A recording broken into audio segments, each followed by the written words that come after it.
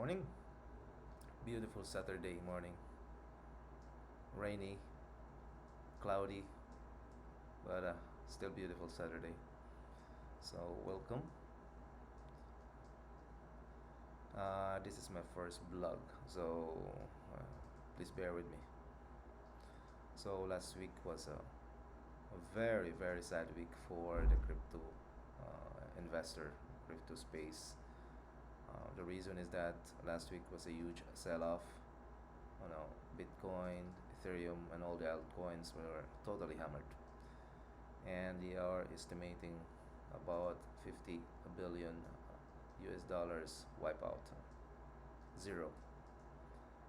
And one of the most hammered blockchain currency, or whatever they call it, was the Terra ecosystem or the Terra blockchain. And a lot of people in YouTube are investors, and they give you their investor perspective on what happened. But I want to give you a developer's perspective, on a software engineer perspective, what happened, and I'm going to explain to you uh, what is Terra and what is the Terra blockchain and what are the apps or what are the application that is being run on the Terra blockchain right now. But first, we will have to go to the chart because that's the most pressing issue. And then after that, let's go to the chain. When you look at, let us open here the chart. So when you look at the chart, it is a real-time chart of Terra Luna. By the way, Luna is the currency that Terra is being a currency in Terra.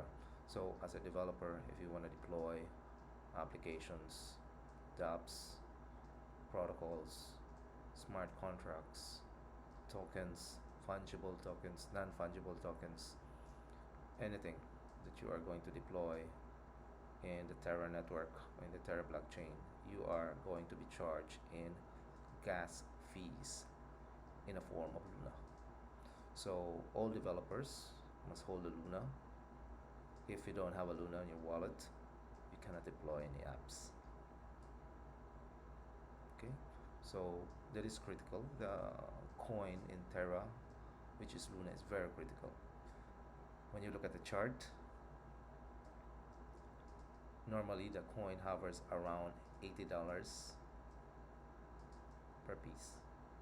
So it is $80, then on April it's about $95, then it reaches, let's peak, I think the peak is here, the peak is previous months, I think around $100 per Luna. But on the slide happened on, no, I think that's not, I think the slide happened here, no, on the May 9th. So from 59 down to approximately zero. So if you are holding a Terra at $100 a month before, you will be holding a Terra that is of no value today. So that's happened last week, just a couple of days, no. Another coin in the Terra ecosystem is the USD. Now the USD is a coin, what they are calling it as a stable coin because it does not fluctuate. It is pegged to the US dollar.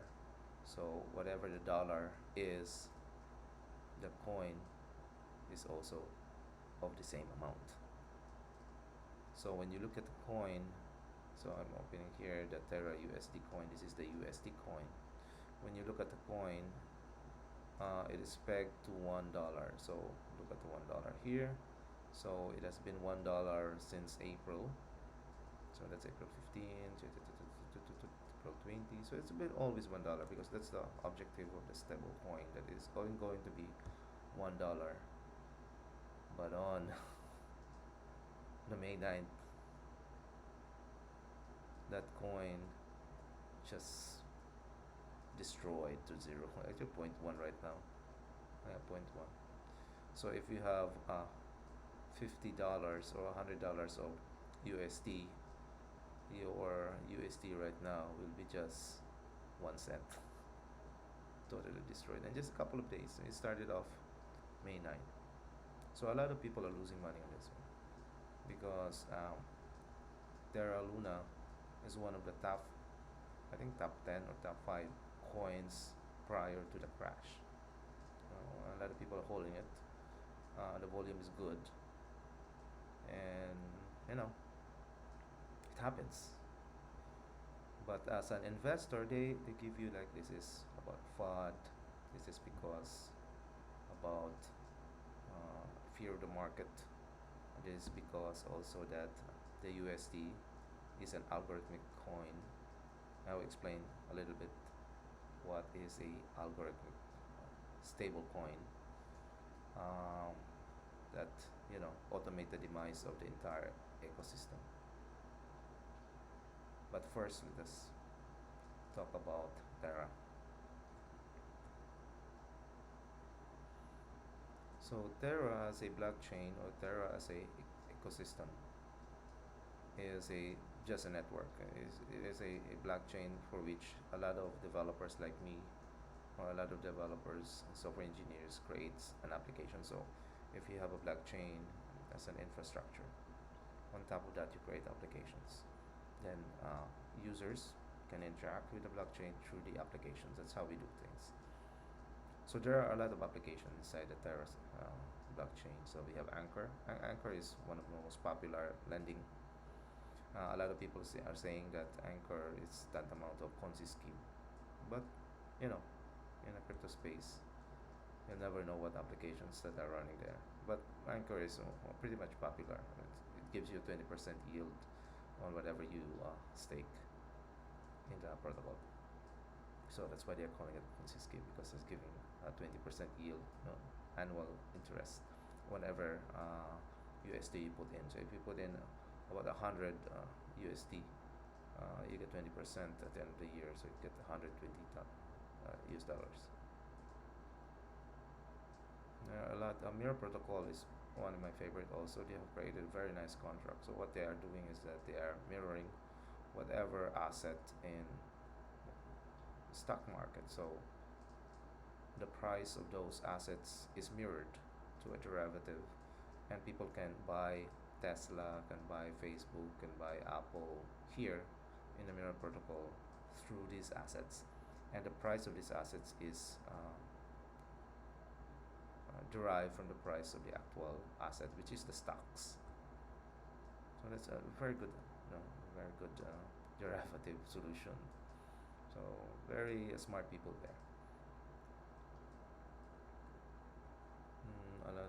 Chai, I think Chai is, if you're in the Philippines, we are using Gcash, or if you're in China, we're using WeChat, so to pay things.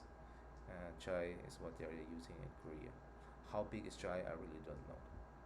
But they are telling me that this is a big application, a big company that deals with payment facilities for e-commerce in South Korea. MimiPay is also a big payment app in Mongolia. So pretty much known in the Terra network is quite big.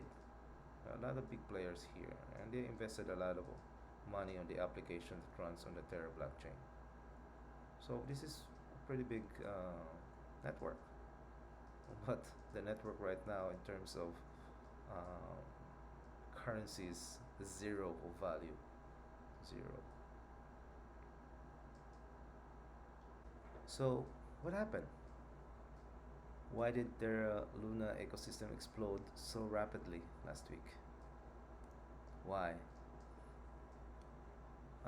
For me, I think no.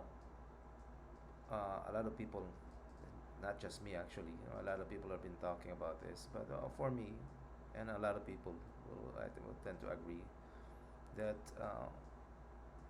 one protocol or one application causes, you know, spark all of this chaos, and I think it is the Anchor protocol.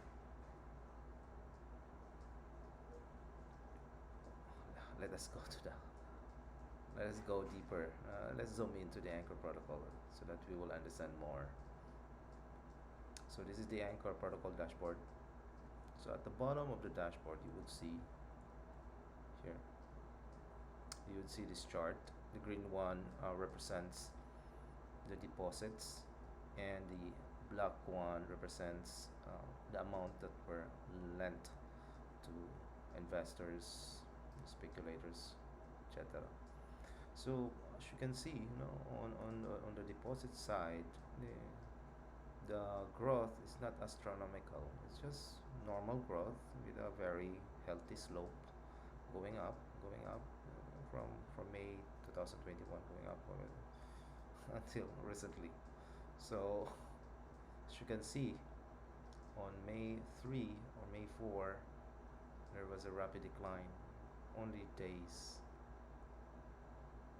Uh, Literally, we can call this chart a broken chart. You can see like a 90-degree U-turn on the chart, just like a wedge. So when you look at it, since the green one is the deposits, and you will see a greater decline of the deposits here. For me, it's correlated also. Though we don't have the chart for the withdrawals, but we can correlate that if there's a decline of deposit, there is a increase of withdrawals. So there are a lot of withdrawals here, as what would I expect on this side. And the withdrawals happens only in hours and days last week.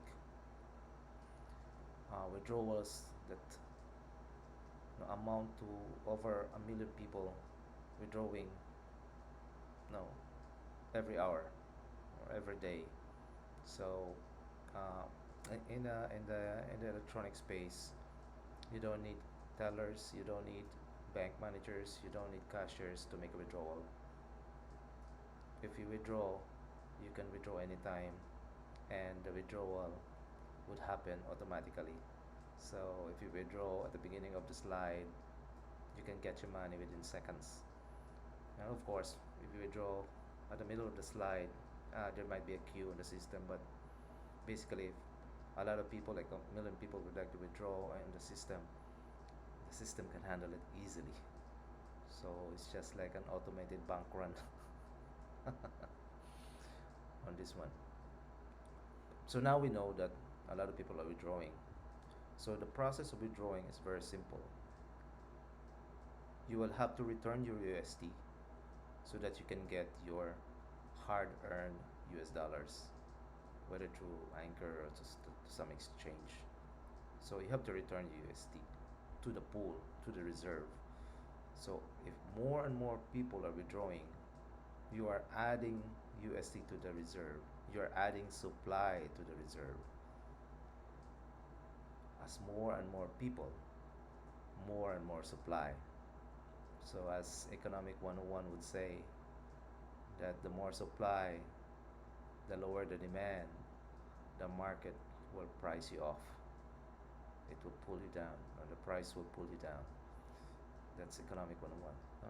The more supply, the lesser the demand, the lower your price. So as you can see here, when you look at the price of the USD, there you go.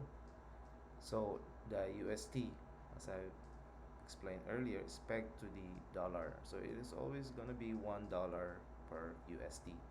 But if you have millions of withdrawals and those USD are thrown back to the reserve, automatically the market would price you off. So from $1 to 1 cent in an instant, couple of days. So if you're holding $1 at this portion, that is on the May 9th, and you would like to withdraw your USD, let's say for example you have $100, they will give you 1 cent for every $100. So that's how bad it is now for USD.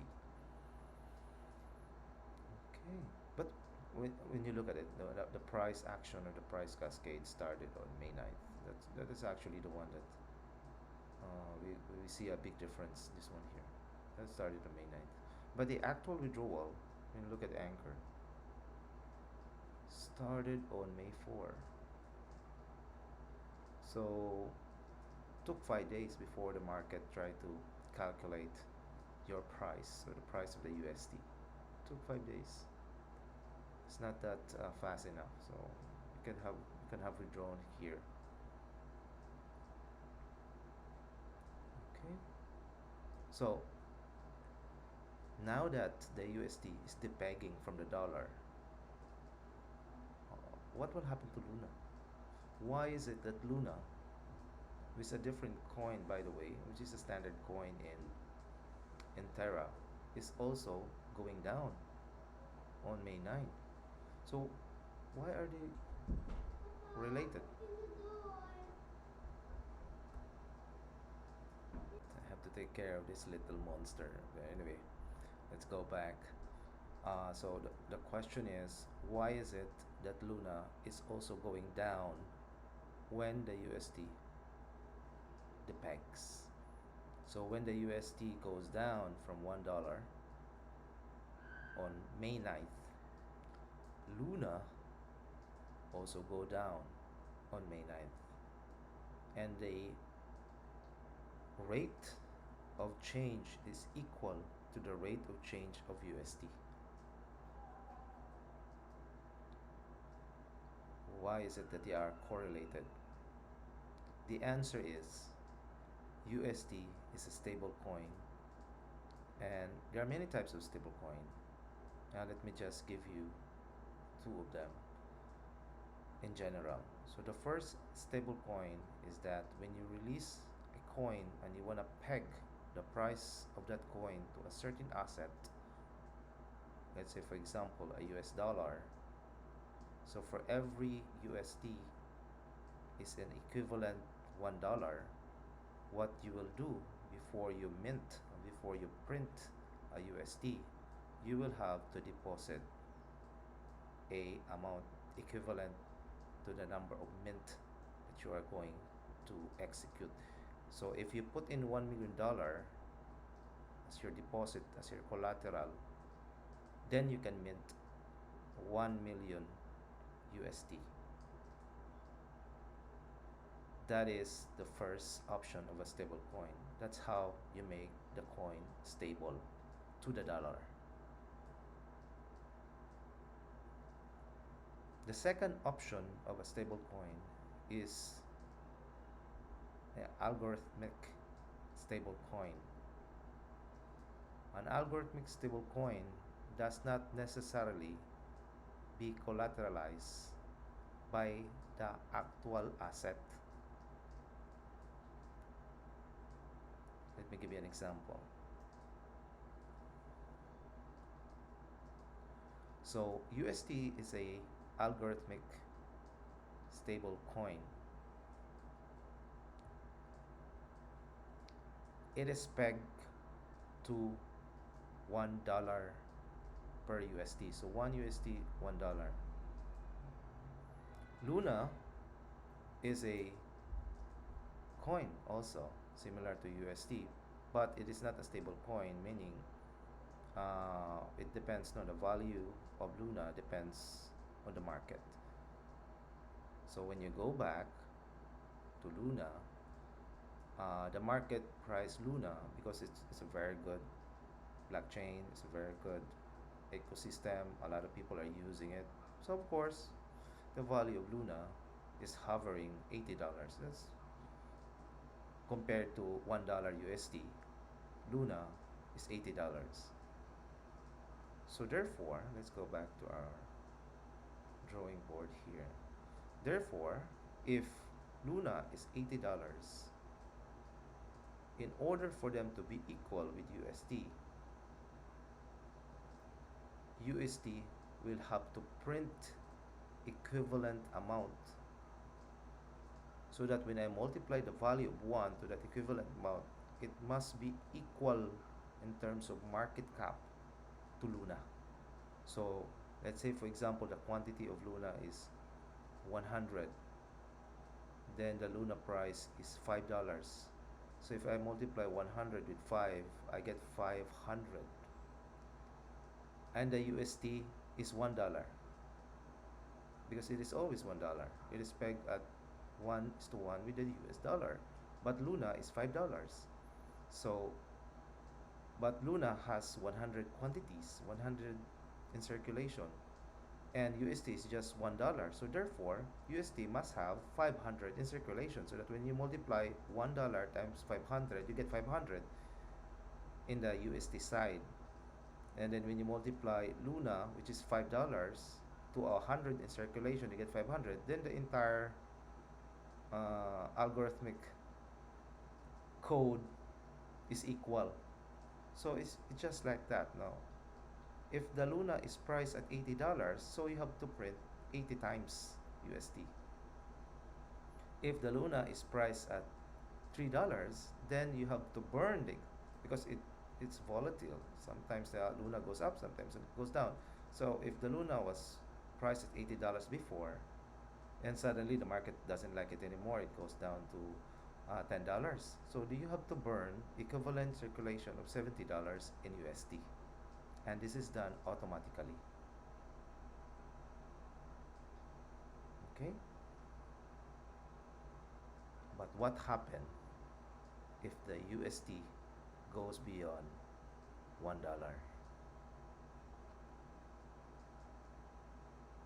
That what happens last week. So when you look at the USD, if it is $1, doesn't matter. Or what if the USD goes beyond or goes below $1? What will happen now? In an algorithmic code, you will do the opposite. So instead of minting and burning USD, you are now going to mint and burn Luna. Now, as USD goes down from the $1, what will happen is that you will mint more Luna in order to peg your USD to $1. So when you look at Luna, when you go down here,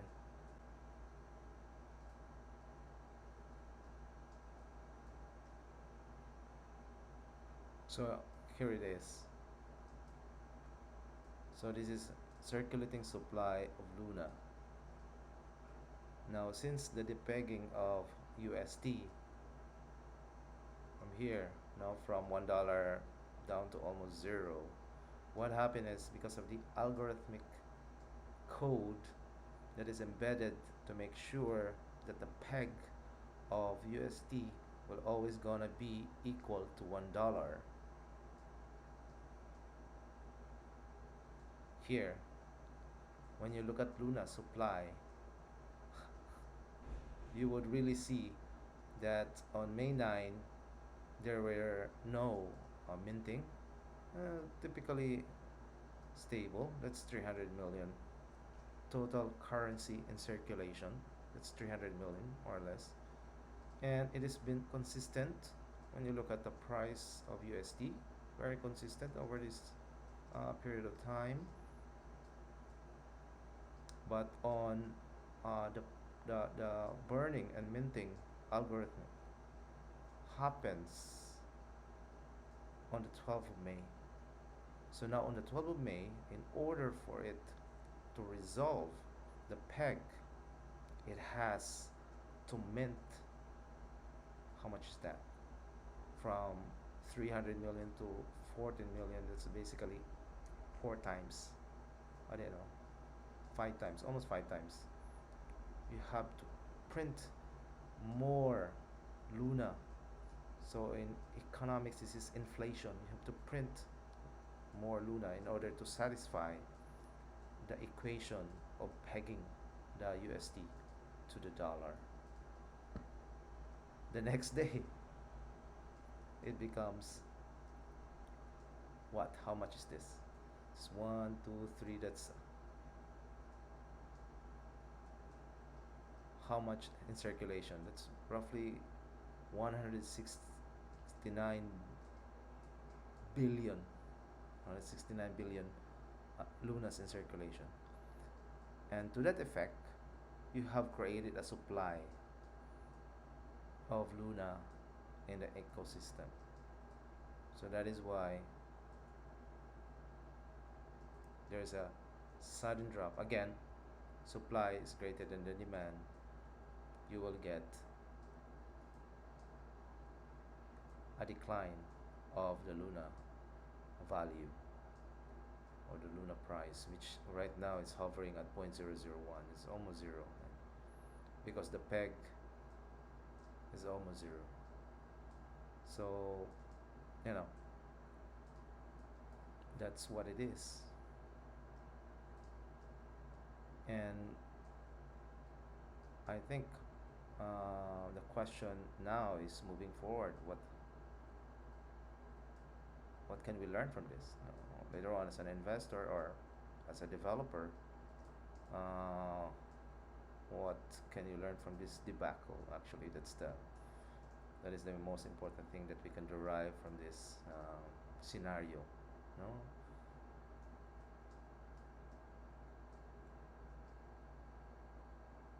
okay. Maybe we will talk about that the next video. So, my proposal or what I think could be done in order to prevent this from happening again. And for me, I think it boils down to the governance of Terra Luna.